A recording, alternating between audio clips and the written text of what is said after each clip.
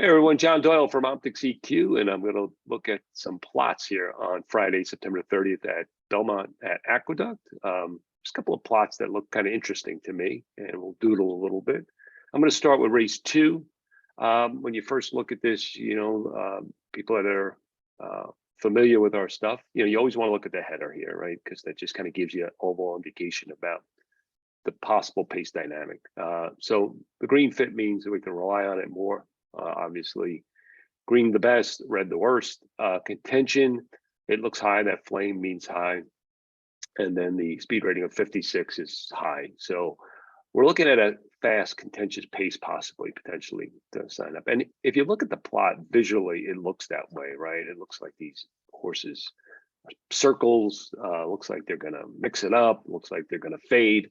And in that case, typically the horses we want to look at are horses in quadrants, 2 and 4, horses that could come from off the pace and squares, right? So they can outfinish the competition. And when you look at the squares, I always want to, before you even look at the squares, I want to look at who are actually are horses that like to win from off the pace. And that's the 1, the 3, and the 4, okay? And the 1 looks like it's just an obvious elimination, right? Big circle in the mix here. So, his current form doesn't match, the way he likes to win and the way the matchup comes today. So he's gone. That leaves us with the 3 and the 4. They're okay. I would evaluate these horses. I mean, they're okay price wise. But I would take a look at closely at these horses and figure out one's coming off a long layoff. The 2 was the other horse that was somewhat interesting just because he is a square. This is a horse that's kind of lightly raced and coming off a big layoff. They had this horse scheduled to run in a grade 3 going long, scratch the horse, put him here. I don't know if that's more of this as a prep for something longer or what, because the horse, if you can see his run style, is typically been running in route races and likes to be close, but he has been able to sprint and come from off the pace, like you can see here. Okay, so don't know if that's his optimal thing. Don't know where this horse is in terms of form cycle, but again, simply I would look at dig in on 2, 3, or 4 because this race looks like it's going to come. They're going to come from off the pace, and maybe it's just a matter of picking the horse at the best price at that point. Okay, so I'm going to clear this out, and then I'm going to go to the next race that I wanted to look at, and that is race 5. And it's another race where I think has the potential for a horse to come off the pace. It looks a little different than the one we just looked at.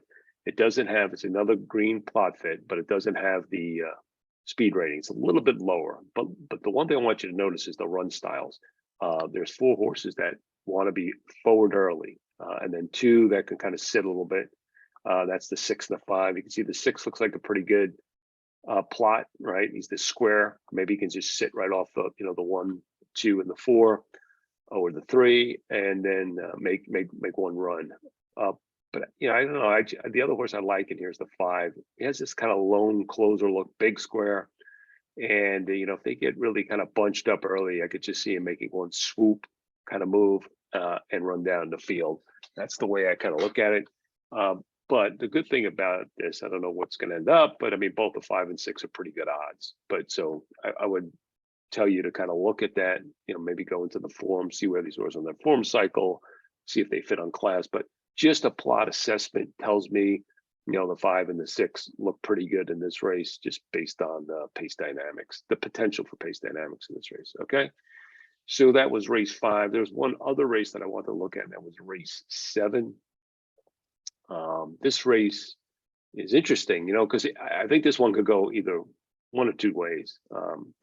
First of all, when you just look at this, contention's okay, average, plot figurine again, speed rating, 34, it's okay. So I would say that's a little bit above average.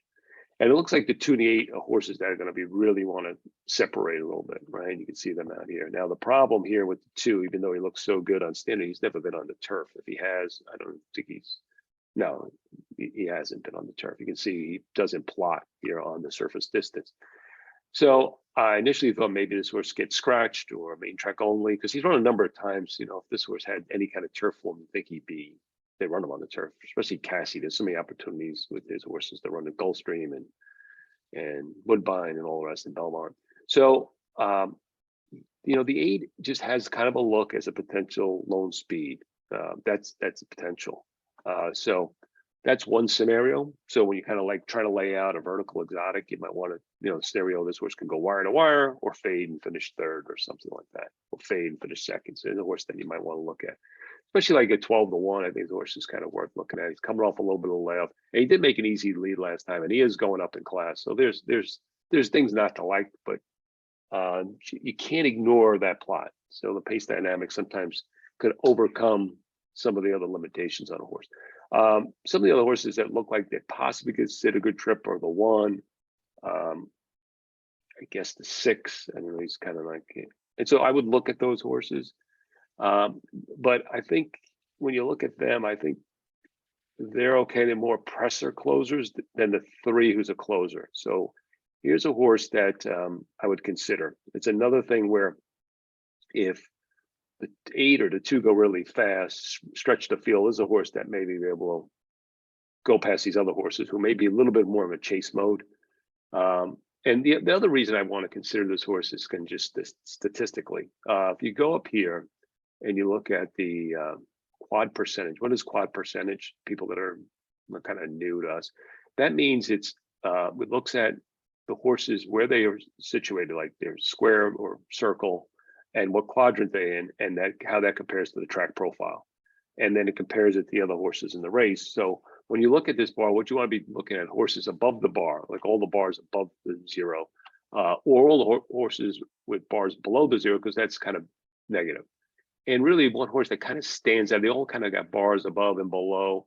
Kind of horses that stand out a little bit are the 9 and the 3. Okay, so that's one. So the 9 and the 3 stand out a little bit from a track profile. And, you know, the 1 looks okay too.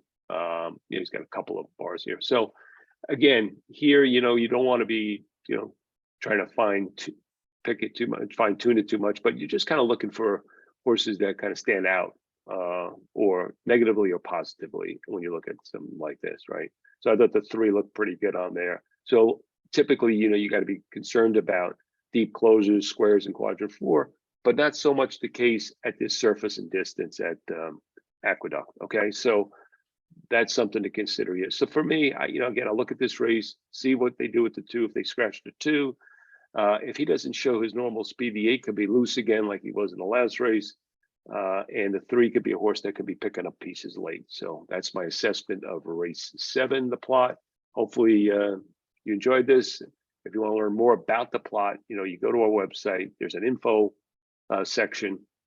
And let me just point it out to you. So if you go to our website, the info section, go to plot, great information here, videos, even kind of early introductory videos, user guide, quick reference guide, you know, understand what everything means, how you can kind of really pinpoint things early, you know, simple first, and then get yourself familiar with it, and then get into more advanced kind of concepts. Okay, so that's it for me, John Doyle, OptixEQ. Enjoy the racing, and thanks for supporting us.